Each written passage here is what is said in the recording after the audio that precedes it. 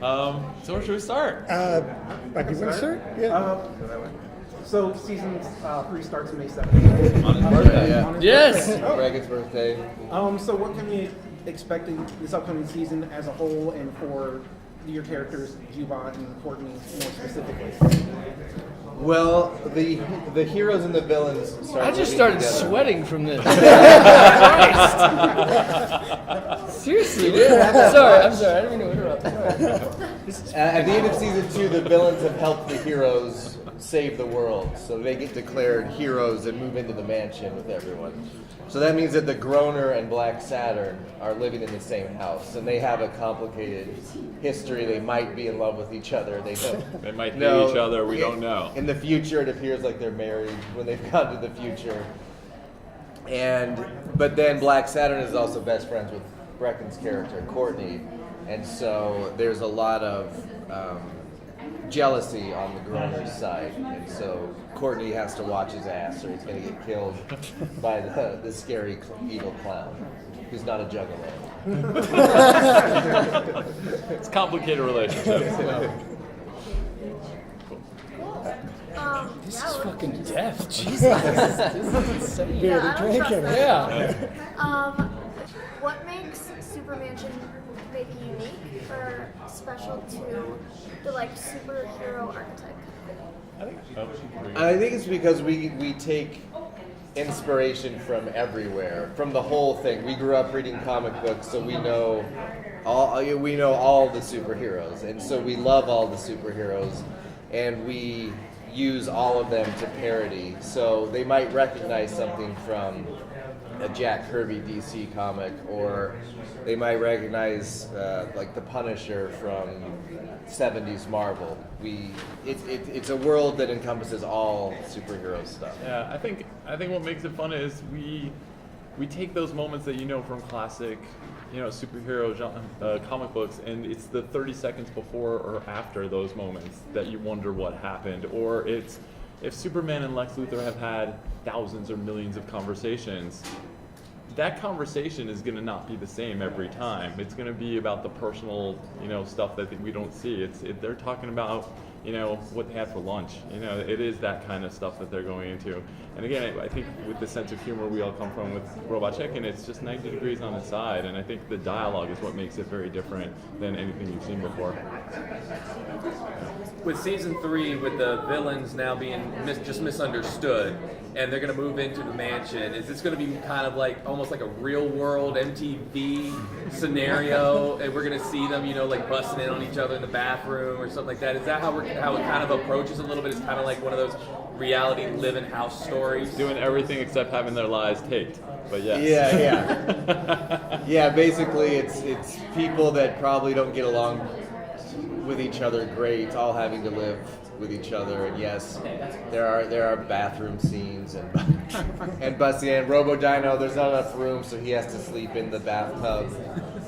He's not super jazzed about that, but the first episode does have a very real world vibe to it, like everyone getting their new rooms and figuring out where people stay. And then it's them having to try to figure out how to actually work together out in the field, which is what makes it fun. If they are all good guys now, how do you partner up with the bad guy you've hated for the last 10 years and all of a sudden be best friends with him, even though you probably still hate him? Cool. You got Mikey Day coming on from SNL as a guest star for Max Penalizer. I love that that's a press clip. Can we expect any other guest stars along the season stopping in? And what was it like working with Mikey Day on the show? Mikey, he wrote with us on Robot Chicken right before he got the job on writing on SNL. So it was really, we knew how funny he was. It was really good to get him back. That man's a maniac. He wrote so much on Robot. Yeah, he's very fast.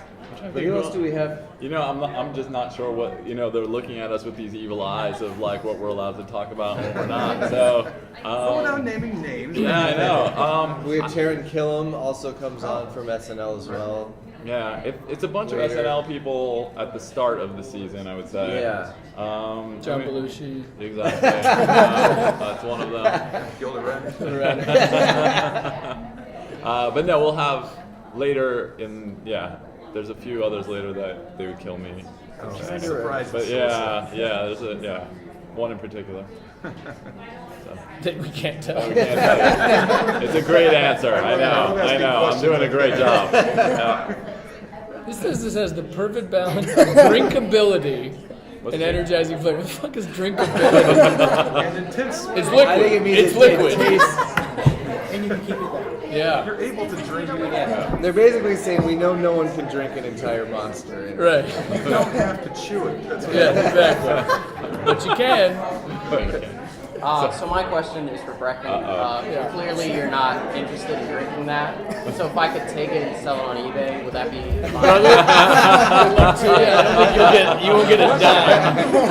You have a Sharpie. Just make sign sure. it. Yeah, exactly. Make sure to tag him so he can bid on it. Okay, cool. Yeah. So if you want it back. No, that's yours. But you guys said, Godspeed. you grew up reading comics. What are some of your favorite characters, and how were you able to kind of integrate those characters into your?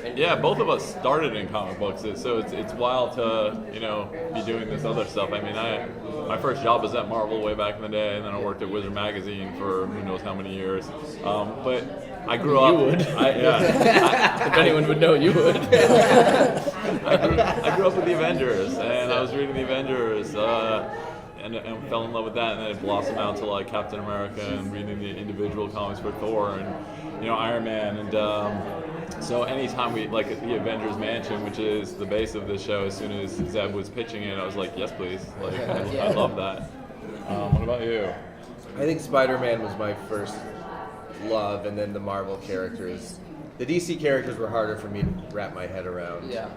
They were always off in space or fighting gods. You get a relation? Yeah. To that? Marvel a lot more relatable. Yeah. On the onset. Yeah. Awesome. And then Breckin, what, you were playing football or? Yeah. Yeah, that's what I was doing. I met this girl Sandy over the summer, and me and my other gang, the T-Birds, we. Then you had to go on a bus trip to get a tape back. Exactly, get a tape back, and I had a magic cat. No, I was never a big comic guy. The only comics I read was X-Men and Wolverine, and the only thing I ever collected as a kid was Mad Magazine. So I was a diehard Mad Magazine fan. I think one of the first things whenever I started having an income was I bought Mad Magazine #1. That was like my big thing. But when we've done our DC specials or when Robot's doing a lot of comic stuff, I have to go and like have a crash course and read about it and figure out who's who. Except Walking Dead. Walking Dead I knew backwards and forwards, but not the comic, just the show. But the idea, like when we did the DC special, we'd go deep into the vaults of like what characters existed. I mean, there was, what's the one guy? There was like Cocaine Man. There was literally like a cocaine character. But then there's Breckin leafing through this book and then demanding that all the comic nerds in the room defend these characters. Right. Like, suddenly we're all on trial because Cocaine Man exists. Cocaine Man exists. These are the stories you guys like? Yeah. This is what you guys were doing during junior high? Yeah. Okay. High school. You can't defend some of them. No. No, and also I'd need to learn the rules of some of these fucking people. The rules. You see of the these people disdain adhere to. with which Yeah. she sits. You've seen Arm fall off, boy. Yeah. Yeah, That was one of that's them, the thing. Like you'd leaf through all these DC vaults, and you're like, wow. That was, there's just, I mean, honestly, it felt like they were the SNL writers at that point. Some of the stuff they were coming out, like microphone head. So when you guys are creating characters for your Robot Chicken or SuperMansion, does the voice actor come first or the character? Character always. Character? Yeah, character always. I was gonna see if there was one that wasn't, but it always starts with what's gonna be good for the story. I mean, it's even for SuperMansion versus Robot, it's story first and then character. And what will come out? Oh, geez. Okay, sorry, that's fucking. That's terrible. My face. I mean, would you disagree with that? No, I think that's right. And then that's the fun, is trying to say, well, who? Because a lot of times you'll write it and then you'll think, well, what does this person sound like, and then Right. And then the actor always comes in and brings their own spin to it, and Like Jillian Bell is a perfect example. Yeah. Like she plays our Lex on the show, and she had a voice in the script, but it was like it just wasn't funny enough. until she came in, and like she And just she just added- made everything funny, and then that's so good because then when you go back to write more of that character, you have a voice in your head, and so the actors do help you write your characters after a while, you know, because of what they've added to it. Back to you. So all of you work on SuperMansion and Robot Chicken. How does writing and acting on the two shows help or hinder each other? Like gags don't carry over, or coming up with new voices for new characters. Robot is a sketch comedy show, so it's Fast and Furious in that way. And then, you know, SuperMansion, you actually have to think about a story, and you have to build characters that are going to evolve over a long period of time. So I think that's the very big difference. It's like watching SNL versus, you know, 30 Rock is a good example for it. But yeah, I think that's probably the biggest difference. Yeah, and Robot Chicken, the writers they do their own thing, you know, they write their sketch, and when you see a sketch, one writer usually wrote that. And with SuperMansion, we all have to get in a room and bat these ideas around to make sure that they all make sense for an entire season, and that's hard for one person to do, so SuperMansion is more of a team effort. I'm wondering what it's like to attend C2E2 on the other side of the room where you're the actual creators. 'Cause, like, I'm just, especially with the show like SuperMansion that now has had 2 seasons and immense success and fans here. So what is that like? The good thing for us is we can blend in and just wander around. I mean, this is probably my 20th year doing conventions, so so it's always a blast. You wander around. You see all the people that you've known for this whole period of time. Like last night, you're hanging out at the bar, catching up with people you haven't seen in 15 years or whatever it might be, and it's a blast. It's a blast. For him, I can't. I love it. I think it's so much fun.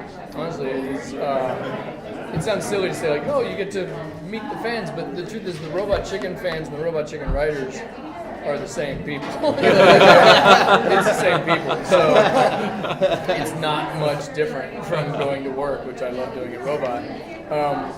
But it's so much fun. When we were just in at WonderCon, and there was a guy, who was he dressed as? Black Saturn. Dressed as Black. And that was pretty I cool. should know that. He was dressed as Black Saturn, and we were in a room, and you know, WonderCon's not as big as San Diego and not as big as New York and stuff like that. And this guy was head to toe. It wasn't like he just wore a T-shirt with a thing on it. He made a full costume. We've had the robot, we've had the mad scientist, a lot of the characters. Every time it is super exciting and super sweet that they do that. It makes you feel great about the show. Yeah, it really it feels does. really good. And it's this amazing thing of with movies and stuff, like whatever. If I walk out in the street and someone knows me from Road Trip, they're not dressed as Josh from Road Trip. You know what I mean? So the dedication that the fans have, which is why Robot's been on for 9 years, is more. Yeah, it's so amazing and it's so much fun. It really is like, you know, a lot of times press is a pain in the ass to do, whether it's you got to travel somewhere and you're in a hotel